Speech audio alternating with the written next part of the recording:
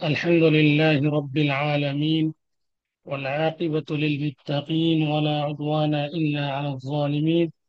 والصلاة والسلام على رسوله الكريم وعلى آله وصحبه الأمين، أما بعد. أعوذ بالله من الشيطان الرجيم. بسم الله الرحمن الرحيم. إن تجتنبوا كبائر ما تنهون عنه نكفر عنكم سيئاتكم وندخلكم مدخلا كريما.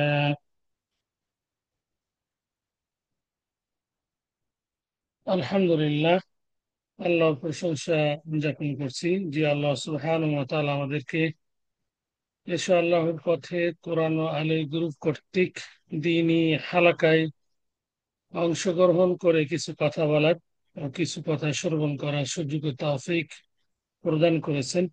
সেই আল্লাহর সেই মহান দয়াময় রবের শুকরিয়া নিমিত্তে কালিমাতুশ শুকর পাঠ করি, আলহামদুলিল্লাহ। সালাতু সালাম বর্ষিত হোক প্রিয় নবী শেষ নবী মুহাম্মদ বিন আব্দুল্লাহর প্রতি। আল্লাহুম্মা সাল্লি ওয়া সাল্লিম ওয়া বারিক আলা আবদিকা ওয়া হাবিবিকা মুহাম্মদ ইবনে আব্দুল্লাহ ওয়া আলা আলিহি ওয়া সাহবিহি আজমাইন। কতবার ধন্যবাদ ও কৃতজ্ঞতা প্রকাশ করছি আপনাদের, যারা আসরের পর থেকে বাংলাদেশ সময় এই পর্যন্ত ধৈর্য সহকারে শুধুমাত্র দিন শিক্ষার উদ্দেশ্যে আপনারা এখন পর্যন্ত আছেন। আল্লাহ আপনাদের এই সময়টুকুকে কবুল করে নাজাতের ওসিলা বানিয়ে দিন, আল্লাহ আমিন। হালাকার দ্বীনি মাজলিসের যে সওয়াব প্রতিদান আল্লাহ সুবহানাহু ওয়া তাআলা পরিপূর্ণ আপনাদেরকে দান করুন, আল্লাহ আমিন। আমরা আজকে একটি বিষয় নিয়ে কথা বলবো।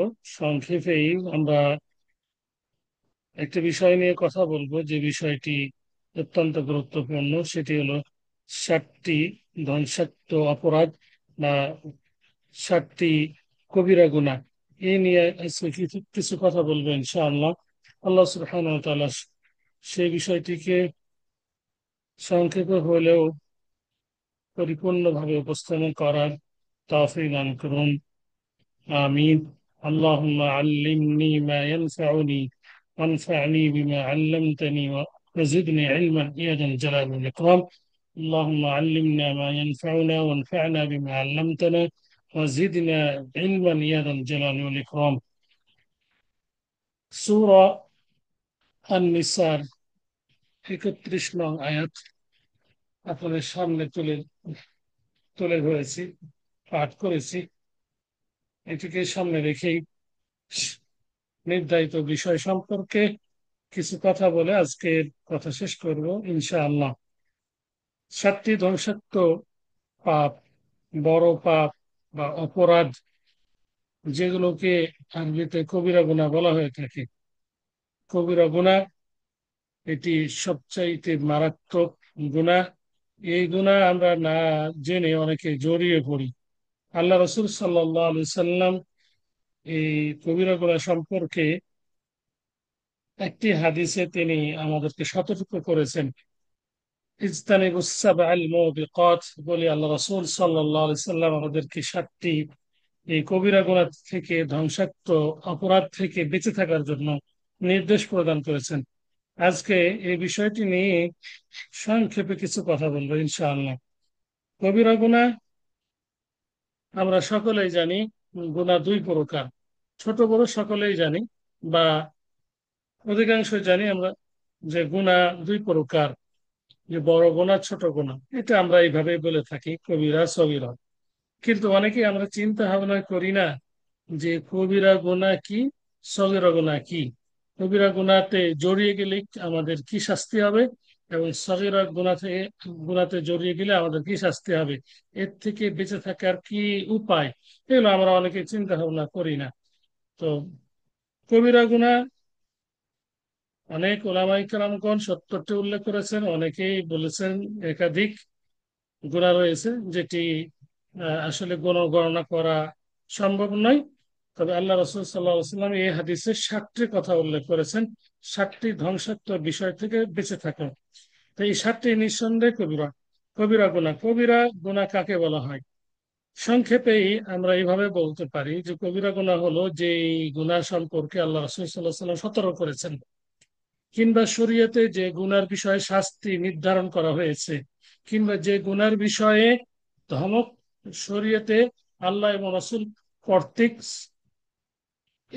লানত প্রদান করা হয়েছে, যে বিষয়ে বা যে গুনার বিষয়ে, সেইগুলোকে বলা হয়ে থাকে কবিরা গুনাহ। এক কথায়, যে গুনাতে জড়িয়ে পড়লে এর শাস্তি ভোগ করতে হবে, এই শাস্তিটি হয়তোবা নির্ধারিত কিংবা অনির্ধারিত, আল্লাহ এবং রসুল কর্তৃক এটি লানত প্রকাশিত, একে বলা হয়ে থাকে কবিরা গুনাহ। আর সগীরা গুনাহ এগুলো ব্যতীত অন্যান্য যে গুনাহগুলো রয়েছে সেগুলো সগীরা গুনাহ। উদাহরণস্বরূপ কবিরা গুনার উদাহরণস্বরূপ আমরা আপনাদের সামনে তুলে ধরবো, সেটি হলো জিনা করা, চুরি করা। দেখুন, জিনা করার কি শাস্তি সেটি সূরা নূরে উল্লেখিত হয়েছে, এবং চুরি করার কি শাস্তি সেটা সূরা আল মাইদাতে উল্লেখ করা হয়েছে। চুরি করার শাস্তি হাত কর্তন করা, জিনা করার শাস্তি যারা বিবাহিত তাদের রজম করা, যারা অবিবাহিত তাদেরকে দেশান্তর এবং 100 বেত্রাঘাত করা। এটা আমরা সামানিনা জালদা, 80 বেত্রাঘাত করা, আমরা এগুলো জানি। তো আহ, এটাকে বলা হয়ে থাকে কবিরা গুনাহ।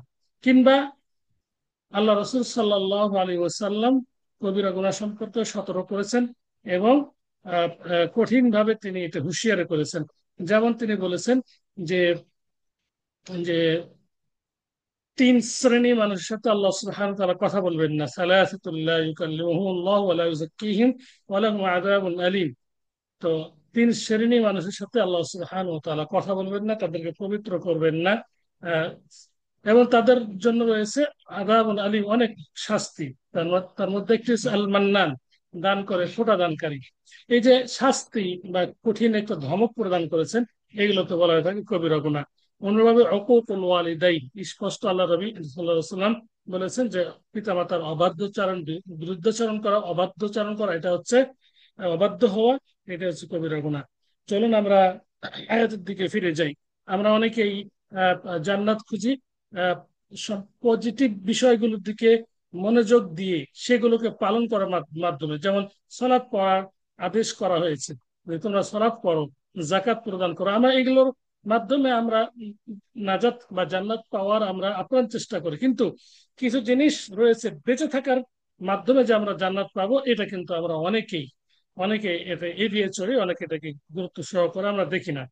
তো আমরা সেই বিষয়টি নিয়ে আমরা আলোচনা করব, যে বিষয়গুলো থেকে আমরা বেঁচে থাকতে পারলে আমরা জান্নাতে যেতে পারবো। আল্লাহ আমাদেরকে জান্নাতে প্রবেশ করাবেন বলে ওয়াদা করেছেন। আল্লাহ সুবহানাহু ওয়া তাআলা ইরশাদ করেন, আউযু বিল্লাহি মিনাশ শাইতানির রাজীম, ইন তাজতানিবু কাবাইরা মা তুনহাউনা আনহু নুকাফির আনকুম, ইন তাজতানিবু কাবাইর, যদি তোমরা কবিরা থেকে বেঁচে থাকতে পারো। ইন তাজতানিবু কাবাইরা মা তুনহাউনা আন, যেগুলো থেকে তোমাদেরকে বিরত থাকতে বলা হয়েছে, সেই কবিরা থেকে তোমরা, কবিরা গুনাহ থেকে তোমরা যদি বেঁচে থাকতে পারো, আল্লাহ সুবহানাহু ওয়া তাআলা বলছেন নুকাফির আনকুম, আমি তোমাদের থেকে মোচন করে দেব সাইয়্যাতিকুম, তোমাদের পাপ রাশিগুলো।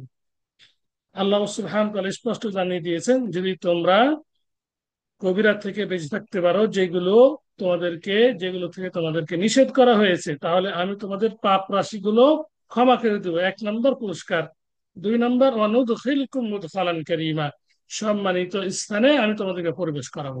স্পষ্ট আমরা বুঝতে পারলাম, আল্লাহ সুবহানাহু ওয়া তাআলা আমাদেরকে জানিয়ে দিয়েছেন, যদি আমরা কবিরা গুনাহ থেকে বেঁচে থাকতে পারি, বড় বড় অপরাধ থেকে, তাহলে আল্লাহ সুবহানাহু ওয়া তাআলা আমাদেরকে ক্ষমা করে দিবেন, আমাদের পাপ রাশিগুলোকে মোচন করে দিবেন, আমাদেরকে সম্মানিত স্থানে জান্নাতে প্রবেশ করাবেন। আর এই কবিরা গুনাহগুলো কি কি, হাদিসে এর ব্যাখ্যা হিসেবে আল্লাহ রাসূল সাল্লাল্লাহু আলাইহি সাল্লাম বিভিন্ন সময় বিভিন্ন ভাবে আমাদেরকে মেসেজ প্রদান করেছেন। তার মধ্যে এই 7টি বিষয় আল্লাহ নবী সাল্লাল্লাহু আলাইহি সাল্লাম ইরশাদ করেন, হাদিসটি বুখারী মুসলিমে বর্ণিত হয়েছে। হাদিসটি আবু হুরায়রা কর্তৃক বর্ণিত, বুখারী মুসলিমে উল্লেখিত রয়েছে। আবু হুরায়রা সাহাবী কর্তৃক বর্ণিত, তিনি বলেন, নিঃসন্দেহে আল্লাহ রাসূল সাল্লাল্লাহু আলাইহি ওয়াসাল্লাম বলেন, ইজতানিবুস সাবআল মুবিকাত, সাতটি ধ্বংসাত্মক বিষয় থেকে তোমরা দূরে থাকো। কিলা ওয়া মা হুন্না ইয়া রাসূলুল্লাহ, সাহাবীগণ জিজ্ঞাসা করলেন, বলা হলো তাকে, ওয়া মা হুন্না ইয়া রাসূলুল্লাহ, এই সাতটি ধ্বংসাত্মক বিষয় কি কি, আপনি আমাদেরকে বলে দিন। ক্বালা, তিনি বললেন, রাসূল সাল্লাল্লাহু আলাইহি ওয়াসাল্লাম সাহাবীদের উত্তরে জানিয়ে দিলেন, সাতটি ধ্বংসাত্মক বিষয়ের মধ্যে প্রথমটি হলো আশ-শিরকু বিল্লাহ, আল্লাহর সাথে শিরিক করা। দ্বিতীয়টি হলো ওয়াকাতলুন নাফসিল্লাতী হাররামাল্লাহু ইল্লা বিল হক, অন্যায়ভাবে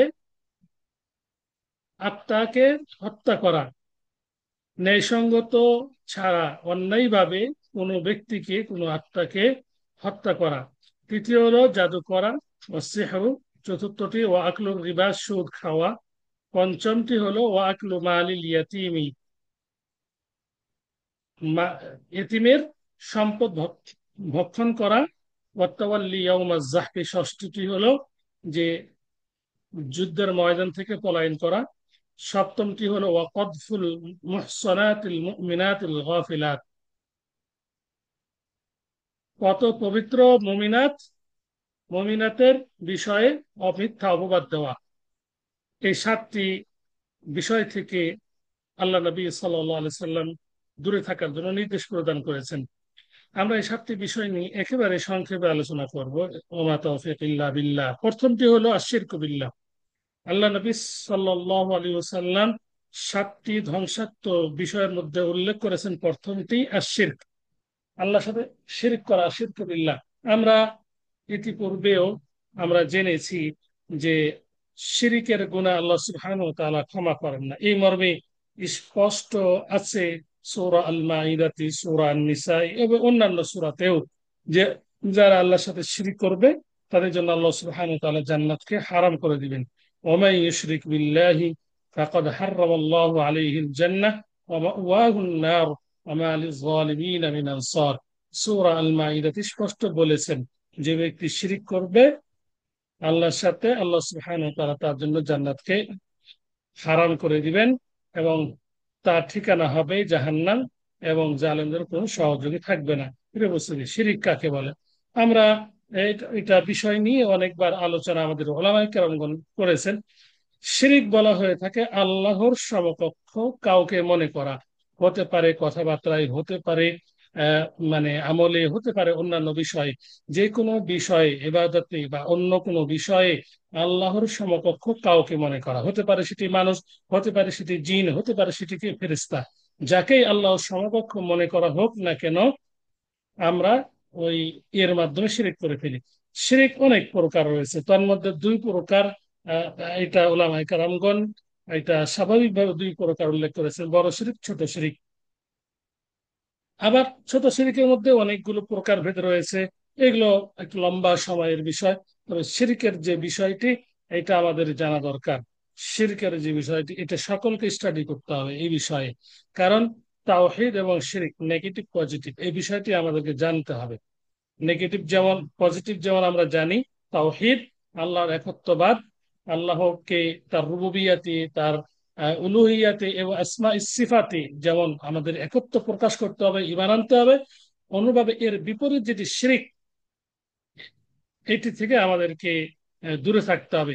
তাহলে দূরে থাকতে হবে, দূরে থাকতে ততক্ষণ পর্যন্ত আমরা পারবো না যতক্ষণ পর্যন্ত আমরা এই বিষয়ে জ্ঞান অর্জন না করি। তাহলে জ্ঞান অর্জন অবশ্যই করতে হবে। শিরকের সংজ্ঞা অনেক রয়েছে, তার মধ্যে স্বাভাবিকভাবে যেটি উল্লেখ করা হলো সেটি, যে আল্লাহর সমকক্ষ অন্য কাউকে মনে করা।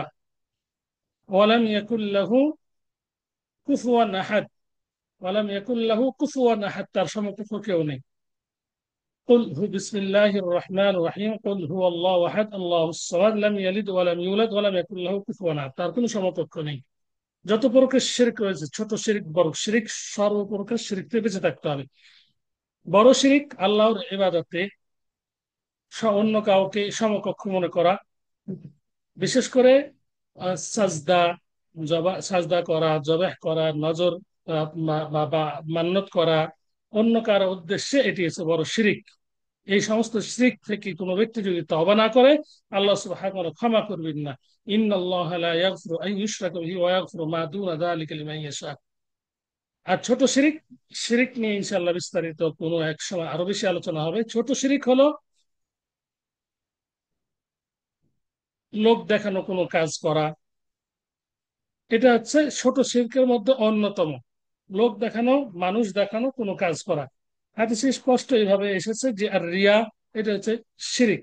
আর আল্লাহ নবী সাল্লাল্লাহু আলাইহি সাল্লাম সবচেয়ে বেশি ভয় করেছেন আমার এই উম্মতের জন্য, উম্মতের ওপরে, যে এরা ছোট শিরিকে জড়িয়ে পড়বে। ছোট শিরিকের উদাহরণ এইভাবে আল্লাহ রাসূল সাল্লাল্লাহু আলাইহি সাল্লাম দিয়েছেন যে কালো পিপিলিকা, কালো রাত্রি, কালো ঘুসঘুসে অন্ধকার রাত্রে কালো পাথরের উপরে যেভাবে বিচরণ করলে এটি বোঝা যায় না, অনুরূপ ভাবে শিরিক, এই ছোট শিরিকে মানুষ জড়িয়ে পড়বে।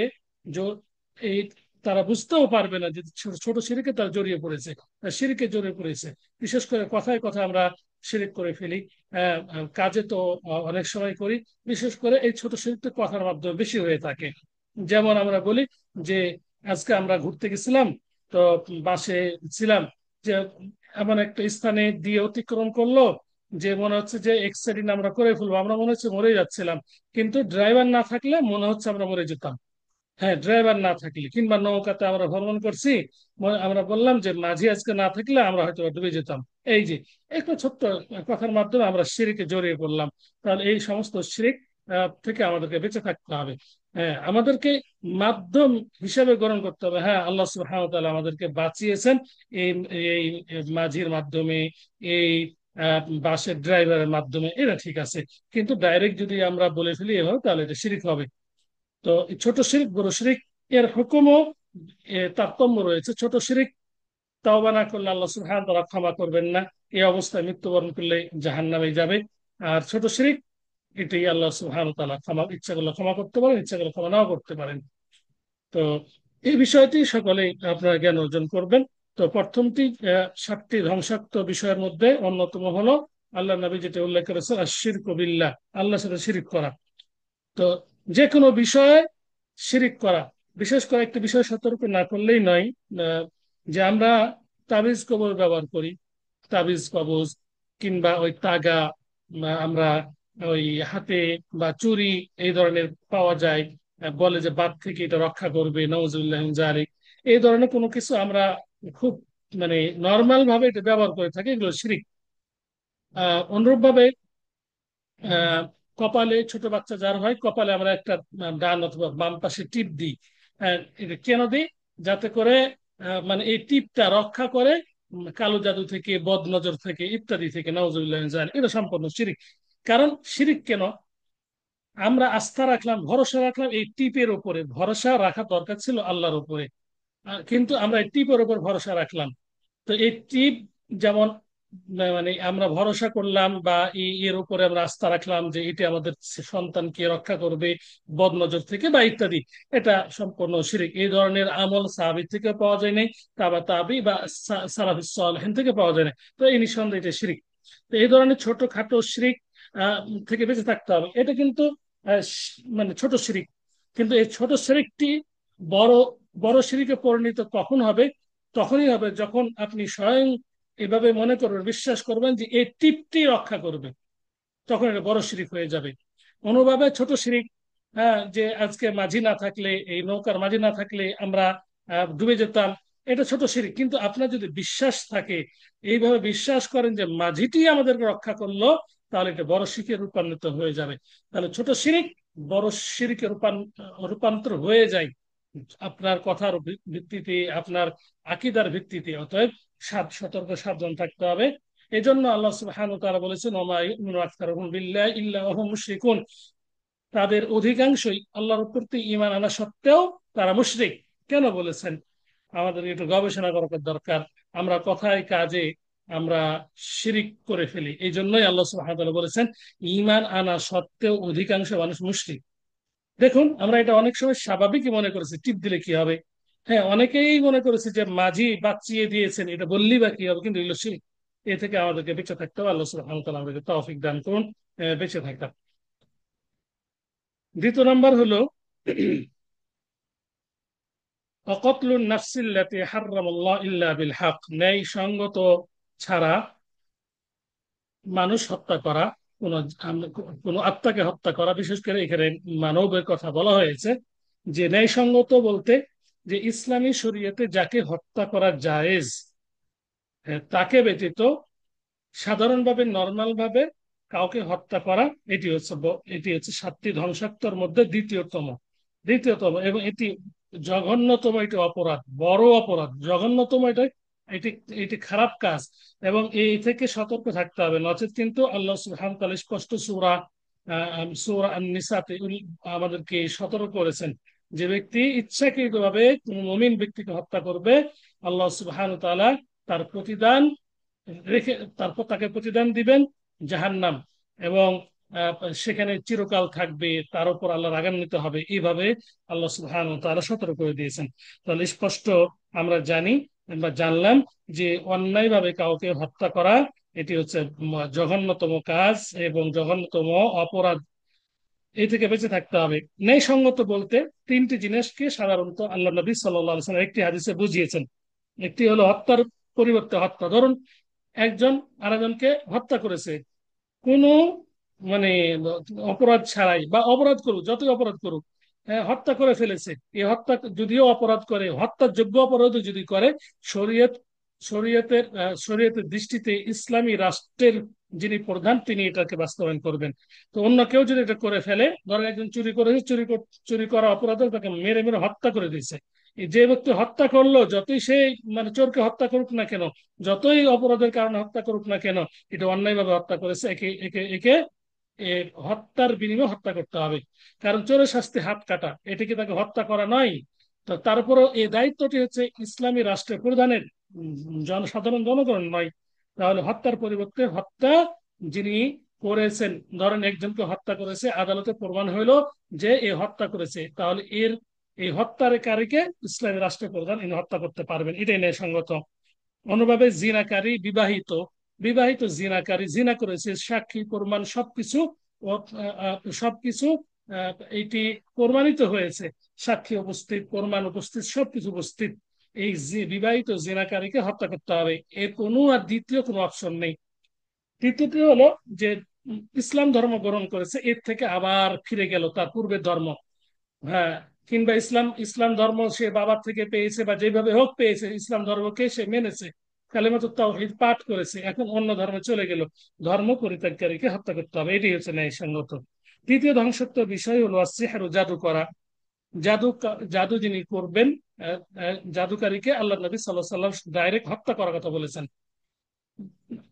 হাদ্দুস সাহির দরবুহু বিসাইফ,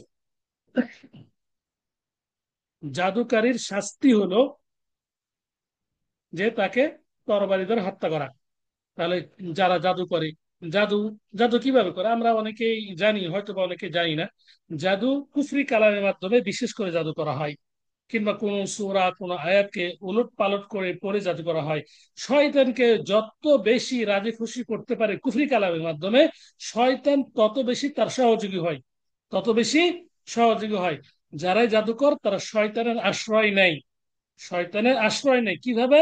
শয়তানকে রাজি খুশি করে খারাপ কাজ করার মাধ্যমে, হয়তো বা আল্লাহর কালাম কিতাবুল্লাহকে পাড়া দিয়ে, বা এই ধরনের আরো কোনো অপরাধ করে, বড় বড় অপরাধ করে শয়তানকে রাজি খুশি করে তার মন জয় করে, তখন এই শয়তানের মাধ্যমে সে জাদু করতে পারে।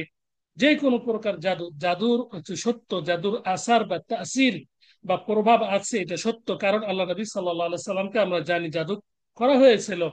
লাবিব বিন আসম ইয়াহুদি জাদু করেছিল। সূরা নাস, ফালাক, ইখলাস এরই নাজিলের এটা হচ্ছে মূল কারণ, আমরা এটা সবাই জানি। তাহলে জাদুকারীর বিধান হলো তাকে হত্যা করতে হবে। হত্যা কে করবে? ইসলামী রাষ্ট্রের প্রধান, তিনি, তার নেতৃত্বে হত্যা করা হবে। তাহলে এই আহ, আহ, জাদু করা এটি হচ্ছে সম্পূর্ণ হারাম কাজ, এটি হচ্ছে কবিরা গুনার মধ্যে অন্যতম একটি গুনাহ। এর থেকে বেঁচে থাকার উপায় কি? জাদু, আল্লাহ নবী সাল্লাল্লাহু আলাইহি সাল্লামকে যদি জাদুর প্রভাব লেগে থাকে, তাহলে আপনাকে আমাকে লাগবে না, এটা হতেই পারে না। আপনি ভালো কাজ করছেন, আপনাকে ক্ষান্ত করতে পারি নাই, কিন্তু ওই ব্যক্তি দেখেন যারা জাদুকারী তাদের কাছে আশ্রয় নিয়ে আপনাকে ক্ষান্ত করার চেষ্টা করেছে। হয়তো বা আপনি স্বামী স্ত্রী ভালো মিল আছে, হিংসা করে এই মিলটাকে তারা নষ্ট করে দেয়। এটি এটি আল্লাহ তাদেরকে পাওয়ার দিয়ে রেখেছেন। এই কিন্তু আপনি যদি ঠিক মতো ঔষধ গ্রহণ করেন, দাওয়া রুকিয়া করেন, এটাকে বলা হয় রুকিয়া, ঝাড়ফুঁক করেন, কখনো আপনাকে এই ধরনের জাদুকে করতে পারবে না। সূরা নাস, ফালা, ইখলাস প্রত্যেক সালাতের পরে, প্রত্যেক সকাল বিকালে, ঘুমানোর পূর্বে আল্লাহ রাসূল সাল্লাল্লাহু আলাইহি ওয়াসাল্লাম যখন যখন পড়তে বলেছেন সূরা নাস, ফালা, ইখলাস, এমনকি আহ, আয়াতুল কুরসি, আরো অন্যান্য দোয়া আছে, সেগুলো আপনারা দেখে আপনারা জাদু থেকে মুক্ত থাকার চেষ্টা করবেন। আল্লাহ সুবহানাহু ওয়া তাআলা আমাদের তৌফিক দান করুন। আরেকটি ধ্বংসাত্মক বিষয় হলো, চতুর্থ নাম্বার, সুদ খাওয়া। সুদ ও আকলুর রিবা, সুদ আমরা সকলে জানি সুদ কোনটি, সকলেই জানি আমরা সুদ কোনটি। সুদ স্পষ্ট, এটি হারাম। সুদ ঘুষ একই প্রকার স্পষ্ট হারাম। এ থেকে আমাদেরকে বেঁচে থাকতে হবে। ও আকলু মালিল ইয়াতীমি, এতিমের ধন সম্পদ ভক্ষণ করা, খেয়ে নেওয়া, তাকে তার হক থেকে বঞ্চিত করা, এগুলো হচ্ছে ধ্বংসাত্মক অপরাধ বিষয়ের মধ্যে অন্যতম। এটি মহা অপরাধ। এতিম আপনার অধীনে রয়েছে, আপনি চাচা বা আপনি আপনি দায়িত্বশীল, আপনাকে এতিমের ধন সম্পদ রক্ষা করতে হবে। ধন সম্পদ তার বালেগ হওয়া পর্যন্ত আপনাকে রক্ষা করতে হবে। বালেগ হলে আপনাকে দিয়ে দিতে হবে, এমন না যে বালেগের পূর্বে আপনি তার থেকে কিছু খেয়ে ফেললেন। হ্যাঁ, এই সঙ্গত আপনি খেতে পারেন, তার মানে অভিভাবক হিসেবে তাকে লালন পালন করছেন, তার সম্পদ অনেক আছে, এখান থেকে আপনি ভরণ পোষণ, লালন পালনের জন্য কিছু ন্যায় সঙ্গত নিতে পারেন। কিন্তু তার তাকে মানে না দিয়ে আপনি তাকে বঞ্চিত করছেন, এটা এটা হচ্ছে ধ্বংসাত্মক বিষয়ের মধ্যে অন্যতম, অপরাধের মধ্যে অন্যতম। এ থেকে সতর্ক থাকতে হবে। অনেকে এতিম আছে, আমাদের আত্মীয় বা আমাদের নিকটতম কেউ, এতিমের ধন সম্পদ, এতিমকে ধন সম্পদকে ফিরিয়ে দিতে হবে তার বালেগ বালেগ যখন হয়ে যাবে তখন। সূরা আন-নিসাতে শুরুর দিকে এই বিষয়ে আল্লাহ সুবহানাহু ওয়া তাআলা আমাদেরকে বিভিন্ন ভাবে মেসেজ প্রদান করেছেন। তো এই বিষয়টি আমাদেরকে ভালোভাবে লক্ষ্য করতে হবে, এবং এতিমের আহ, দায়িত্ব বা লালন পালনকারী অনেক যে সওয়াব বা প্রতিদান রয়েছে, সেটা আমাদেরকে নিতে হবে। এতিমের ধন সম্পদ যদি আপনি রক্ষা করেন, তার যদি ভরণ পোষণ করেন, আপনারা অনেকেই করেন, আলহামদুলিল্লাহ আমরা জানি। তো এর সওয়াব আল্লাহ নবী সাল্লাল্লাহু আলাইহি ওয়াসাল্লাম স্পষ্ট বলে দিয়েছেন যে এতিমের প্রতিপালনকারী, লালন পালনকারী, এবং আমি জান্নাতে নিকটে থাকবো, পাশাপাশি থাকবো। ষষ্ঠ নম্বর হলো অত্তাওয়াল্লি ইয়াউমাজ জাহফি, যুদ্ধের ময়দান থেকে পলায়ন করা। যুদ্ধের ময়দান, ইসলামী রাষ্ট্র আমাদের নেই, রাষ্ট্র থেকে যুদ্ধের আহ্বানও করা হয় না। আহ, তবে বিষয়টি জানা দরকার, আহ, যুদ্ধ যদি ইসলামী রাষ্ট্রের প্রধান যদি যুদ্ধের জন্য আহ্বান করেন, তাহলে সেখানে যুদ্ধে যেতে হবে। যুদ্ধে যাওয়ার পরে পলায়ন করার কোনো সুযোগ নেই। হয়তোবা আপনি যুদ্ধে জয়লাভ করে আসবেন, কিংবা আপনি শাহাদাত বরণ করবেন। দুইটার মধ্যে একটি, আপনি পলায়ন করবেন ভয়, এটি কিন্তু কবিরা গুনাহ। এই থেকে এইটি জেনে, কখনো যদি আমাদের সুযোগ আছে, আল্লাহ আমাদের আমাকে তৌফিক দান করুন। সর্বশেষ, ওয়াকদফুল মুহসানাতিল মুমিনাতিল গাফিলাত, যারা নেককার এবং সৎ মেয়ে, সৎ মেয়েদেরকে মিথ্যা অপবাদ দেওয়া, কদফুল মুহসানাতিল মুমিনাত, যারা সতী মহিলা, নেককার মহিলা, মমিনাত, এদেরকে অপবাদ দেয়, এই অপবাদ দেওয়াটা হচ্ছে মহা অপরাধ। ধরুন, একজন ছেলে একটা সুন্দরী মেয়ে তার পছন্দ হয়েছে, সে প্রস্তাব দিয়েছে যে আমি অমুককে বিয়ে করব। আহ, তো তার ফ্যামিলি বা মেয়ের গার্ডিয়ান রাজি হচ্ছে না, মেয়েও রাজি হচ্ছে না। এখন এই ব্যক্তিটা কি করলো? অপবাদ দেওয়া শুরু করলো, অমুক এই করেছে, সেই করেছে। হ্যাঁ, কিংবা হিংসাত্মক ভাবে পাড়া প্রতিবেশী একজন নেককার, আহ, নামাজি এবং তাওবাকারী, আবেদাত ইবাদতকারী মহিলার ব্যাপারে হিংসা করলো। হ্যাঁ, হিংসা করে, হ্যাঁ, তার যখন ও বিবাহ আসে, হ্যাঁ, অপবাদ দেওয়া শুরু করে। আমাদের সমাজে এগুলো আছে। তো এইগুলো এই জন্য আল্লাহ নবী সাল্লাল্লাহু আলাইহি সাল্লাম এর পূর্বেই আমাদেরকে সতর্ক করেছেন। এইগুলো এটা আল্লাহর ওহির মাধ্যমে আমরা জানি। আল্লাহ নবী সাল্লাল্লাহু আলাইহি সাল্লাম যে কথাগুলো বলেছেন, যে কাজগুলো করেছেন, এগুলো সম্পূর্ণ ওহী। তো এইটা আমাদের সমাজে, বর্তমান সমাজে বেশি এটা মানে সয়লাব আকার আকার ধারণ করেছে। একজন ভালো মহিলা, হ্যাঁ, সে হাফেজা বা আলেমা কিংবা ভালো শিক্ষিতা মহিলা, হ্যাঁ, তিনি আসলে অপরাধ করতে চান না, কিন্তু হিংসাত্মক ব্যবহার করে আশেপাশের মানুষগুলো তাকে অপবাদ দেয়, বিধায় অনেক কষ্টে সে পড়ে যায়, অনেক সময় বিবাহ ভেঙে দেয়, কষ্টে পড়ে যায়। তো এই ধরনের মিথ্যা অপবাদ দেওয়া এটি হচ্ছে কবিরা গুনাহ। আল্লাহ সুবহানাহু ওয়া তাআলা আমাদের এই 7টি কবিরা গুনাহ থেকে এবং অন্যান্য আরো যেগুলো কবিরা গুনাহ গুনাহ রয়েছে সেগুলো থেকে বেঁচে থাকার তৌফিক দান করো। আরো অনেকগুলো কবিরা গুনাহ রয়েছে তোর মধ্যে, আর বা দুটি বা তিনটি উল্লেখ করে শেষ করব। সেটি হলো, আল্লাহ নবী সাল্লাহ সাল্লাম অন্য একটি হাদিসে বলেছেন যে আল্লাহ নবীকে প্রশ্ন করা হলো, আল্লাহ নবী সাল্লাহ সাল্লাম একদা বলেছিলেন, আলা উনাব্বি হুকুম বি আকবারিল কাবাইর, আমি কি তোমাদেরকে কবিরা গুনাহ সম্পর্কে সংবাদ দিব না? তারা বললেন, সাহাবাই কারামগণ বললেন, হ্যাঁ ইয়া রাসূলুল্লাহ, আপনি আমাদেরকে জানিয়ে দিন, সংবাদ দিন, কবিরা গুনাহগুলো কি কি? আল্লাহ নবী বললেন, আল ইশরাকু বিল্লাহ, শিরিক করা, যেটি ইতিপূর্বে আল্লাহ নবী সাল্লাল্লাহু আলাইহি ওয়াসাল্লাম বলেছেন। ওয়া উকুকুল ওয়ালিদাইন, দ্বিতীয় এখানে নতুন আরেকটি ব্যাপার আল্লাহ নবী বললেন সাল্লাল্লাহু আলাইহি ওয়াসাল্লাম, যে পিতামাতার অবাধ্য হওয়া। অন্য হাদিসে আল্লাহ নবী সাল্লাল্লাহু আলাইহি সাল্লাম বলেছেন, এই হাদিসের শেষ অংশেই, যে আলা ওয়া শাহাদাতু জুর ওয়া কাউলু জুর, জেনে রেখো কবিরা গুনার মধ্যে হলো শাহাদাতু জুর, মিথ্যা সাক্ষী দেওয়া, ওয়া কাউলু জুর, মিথ্যা বলা। তাহলে মিথ্যা বলা, মিথ্যা সাক্ষী দেওয়া এগুলো কবিরা গুনাহ। আল্লাহ সুবহানাহু ওয়া তাআলা আমাদের মিথ্যা কথা বলা, এই মিথ্যা সাক্ষী দেওয়া থেকে দূরে দূরে রাখুন, দূরে থাকার তৌফিক দান করুন। আমরা সকলেই জানি বা অধিকাংশ জানি, মিথ্যা কথা হাদিসে এইভাবে এসেছে, মানুষ মিথ্যা কথা বলতে বলতে বলতে এমন ভাবে সেই মানে মিথ্যা কথা বলে যে আল্লাহর নিকট সে মিথ্যুক হিসাবে পরিগণিত হয়ে যায়। তো অনুভাবে সত্য কথা মানুষ, যে ব্যক্তি বলে সত্য কথা বলতে বলতে তার অভ্যাসে পরিণত হয়ে যায়, এমনকি আল্লাহর নিকট সত্যবাদী হিসাবে পরিগণিত হয়ে যায়। আল্লাহ সুবহানাহু ওয়া তাআলা আমাদের সত্যবাদী হিসাবে কবুল করুন, এবং যত প্রকার গুনাহ কাজ রয়েছে আল্লাহ সেগুলো থেকে দূরে থাকার তৌফিক দান করুন। আল্লাহ আমিন। আকুলু কওলি হাদা ওয়া আস্তাগফিরুল্লাহ লি ওয়া লাকুম ওয়া লিসাইরিল মুসলিমিন আস্তাগফিরুহু ইন্নাহু হুয়াল গফুরুর রাহিম। এতক্ষণ যে 7টি এবং আরো এর সাথে সংশ্লিষ্ট বিষয় নিয়ে আলোচনা করা হলো, বা সঠিক ভাবে উপস্থাপন করার চেষ্টা করেছি। আল্লাহ সুবহানাহু ওয়া তাআলা সঠিকগুলো কবুল করুন, ভুল ভ্রান্ত গুলো ক্ষমা করে দিন। এর মধ্যে কোনো যদি সংযোজন বিয়োজন থাকে আপনারা সেটি আমাকে বলতে পারেন। আল্লাহু আ'লাম। আসসালামু আলাইকুম ওয়া রাহমাতুল্লাহি ওয়া বারাকাতুহু।